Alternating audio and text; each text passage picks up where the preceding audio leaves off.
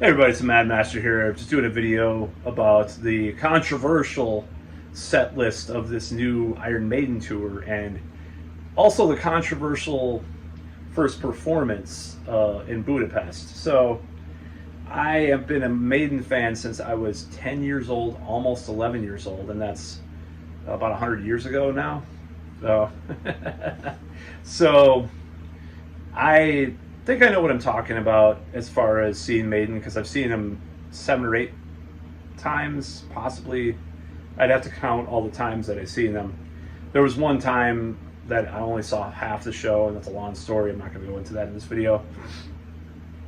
But I've seen him a bunch of times, you know. So I've seen different tours. I even saw Blaze Bayley, you know, live and stuff. So nevertheless, I saw them before Adrian Smith came back, in other words, so and Bruce Dickinson. So I have a lot of thoughts on this because I've seen so many shows of Maiden.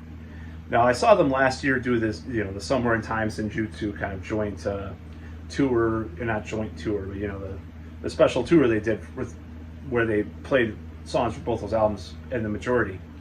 And I've got to say, that was probably one of the best times seeing them. It was amazing. It was incredible. Bruce was on everything.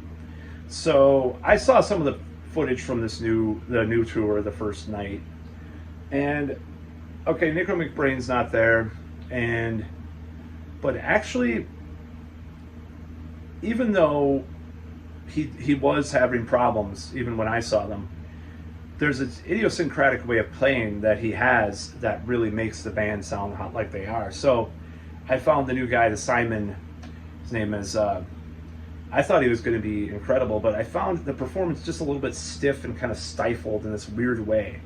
And I was like, it sounds tight, but like there's something missing from this performance. And I don't know, I can't pinpoint it. Granted, I only saw a couple of minutes, you know, I didn't watch like 5 whole songs all the way through or anything like that, but there was something a little different about it. It's going to take some getting used to. I think he's a great drummer. He's been played with multiple bands, so of varying styles, like prog rock and, you know, groove, like extreme groove metal. Dearly Beheaded. I was listening to him, like, this guy could play. I think he plays some blast beats and stuff. I'm like, Jesus Christ. So I don't think Iron Maiden will ever use blast beats. Don't get me wrong, but it was pretty interesting watching that. So I have respect for the new drummer, but I just don't think the performance gelled to me. And Bruce was sounding a little different. Just the clips didn't. I don't know. You know, I've said that before. You know, early on, somewhere the last tour, I was like, oh, I don't know, man. But then when I saw it, I was just blown away. So who knows? Now, would I go see this tour? I don't know. Depends on other people. Like, I made it a mission to see that Somewhere in Time, you know, revival tour, because the band hated Somewhere in Time or Bruce or whoever for many years, and then finally the cult following that the album had, in my opinion. I even have the damn amp that they used on there, Galen Kruger amp that they used on the album. Not the same one, but I mean the same model. You know, not the same exact amp. It's the same model. I bought that because I was so enthralled with the tone of the album. So I'm obsessed with Somewhere in Time, and amongst my friends, it all has a huge following. So, and that was always the case. So it was awesome. And the Senjutsu songs, even the ones that I didn't like on the record, I loved live. I don't know what it was. So it was a great show. Probably one of my top 5 shows I've seen Maiden ever. But this tour, getting back to that, the set list is too familiar. I think what Maiden likes to do is, like, they alternate these more normie tours, like the one with the video game stuff, you know, like, it was like 2019 or whatever. And they did play a couple rarities in there, don't get me wrong, but it wasn't like something like Running Silent, Running Deep, or some crazy stuff like that. So they alternate these. They're seeming to do this more and more. They're these normie tours where they play all the hits, and then they're doing these weird tours where, whether it be like a lot from one album, like a newer album, or the old albums. So I don't think that this tour is necessarily one of those tours where they're going to pull out. It's their 50th anniversary, I know, but they're not going to pull out like Still Life per se, or whatever, you know, Infinite Dreams, or I think they played Still Life on that seventh song, not Somewhere Back in Time, but the one at the Made in England tour. I'm pretty sure they did, but you know, I would love to hear a lot of different songs, and I think most people would. It doesn't make us any less of a fan. In fact, I'd argue, like someone told me that today, like I was disappointed with the tour set list. I'm like, well, you say I'm not a real fan, but I'm actually more of a fan because I want to hear the rarities. I'm not just a normie that wants to hear Run to the Hills the 50th time, you know? So I don't think that's true at all. I think I'm more of a fan as someone that's been in a Maiden since they were 10 years old, almost 11, you know? It was like, you know, the March before my May birthday, you know, that I got an Iron Maiden of 10 when I turned 11. So I'm not going to say that's about 110 years ago, but anyways. So nevertheless, I've liked them my whole life pretty much, and seeing them live, like I said, I'm split on this tour. I don't know if I go see this or not. It depends. I'd love to hear Phantom of the Opera again, so live. So I might go. Depends on other people. If there's friends that are going, I'll definitely go. But if there's not a lot of people interested in going this time around, I might sit out depending on the money situation, friends, and so forth. So, but I've seen them many times, you know, and I love seeing them live, and they're always a different experience live. That's what makes them so special. It's like you go see them live, it's just different. It's different than anything else that you've ever seen. I even remember seeing them the first time, you know, it was like with Blaze Bayley, and it still blew me away. So that's because I'm 100 years old, like 110, I mean. So nevertheless, I have mixed feelings. You know, I'd love to hear Run Silent, Run Deep, as I mentioned. Be Quick or Be Dead. They have a drummer that can probably keep up with that now, but they chose not to play that song. I don't understand. It's a great song. Infinite Dreams. They haven't. That has a cult following. In my opinion, that has a huge. That was my brother's favorite Iron Maiden song, by the way. Rest in peace. But it's like they have these huge cult followings for some of these songs. Not Weekend Warrior, but I'd still love.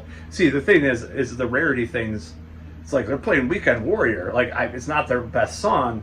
One of my friends always jokes about this, but would I like to see him play it? It would be wild to see him play it. So I'd go for some rarities, even like that. Even like, I mean, dare I say, Bring Your Daughter to Slaughter, which was my most hated song by Iron Maiden, but like Hooks in You, or you know, The Assassin, you know, just weird songs.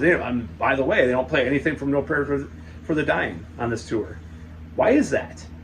So, nevertheless, that's garnered a larger following over the past few years. There's been people waking up to that album.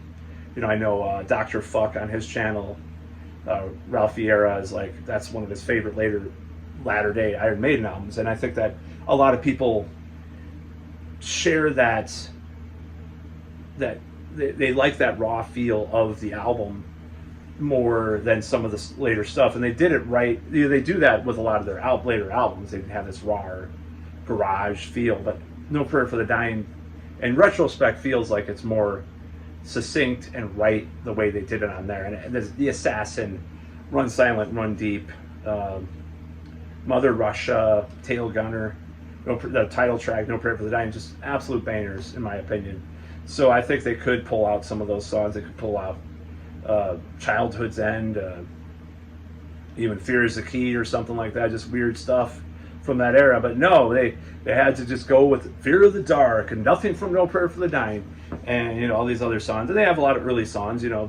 I mean, it's cool, but it's just, I've seen every single song on this tour with them before, with Nicko McBrain, mind you. So it's kind of bittersweet seeing this set list. And you know, they could. I don't think they'll improve it because they usually just pick the list and go.